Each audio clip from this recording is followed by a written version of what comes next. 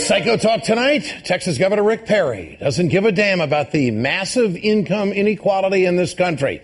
His attitude was on full display during the Republican debate last night. Governor Perry, over the last 30 years, the income of the wealthiest 1% of Americans has grown by more than 300%. And yet we have more people living in poverty in this country than at any time in the last 50 years.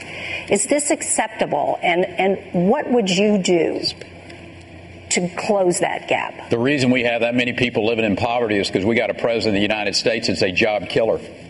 That's what's wrong with this country today. You have a president who does not understand how to create wealth. He has overtaxed, overregulated the small businessmen and women to the point where they're laying off people.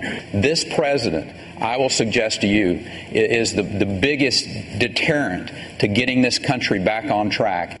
What wasn't the question? Poverty. Is it acceptable, and what would you do? Rick Perry totally blew off the question. He was asked if the income equality in America was acceptable. And he was asked, what would he do to close this wealth gap in America? But he responded with a generic, factually incorrect attack on President Obama. Rick Perry doesn't see a problem with the income gap. And it's not a problem for him personally. You see, his personal worth is $1.1 million. But here's the reality for the rest of the country. Over the last 50 years, the 400 richest taxpayers have gone from paying an effective federal tax rate of more than 50% to paying less than 17%, while the rate for average Americans has gone up.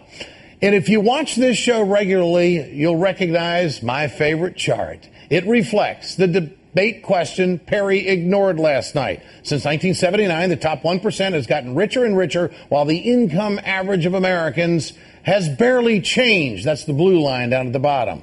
But Perry seems to think that President Obama is responsible for the last 30 years of growing income inequality. Well, let's do some research. Here is Barack Obama in 1979 playing high school basketball, and according to Perry, putting his master plan in motion to create the largest wealth gap since the 1920s.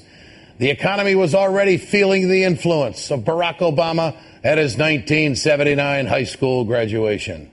And this 1979 hug from Obama's grandmother was apparently powerful enough to slash tax rates for the rich. Once again, Rick Perry made a fool of himself in the debate last night. And for him to respond to a serious question about closing the income gap with a canned attack on President Obama pretty much is Bush League psycho talk.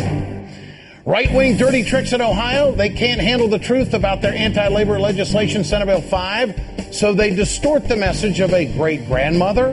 That's next. And later, Herman Cain says liberals in the black community are racist for questioning his politics.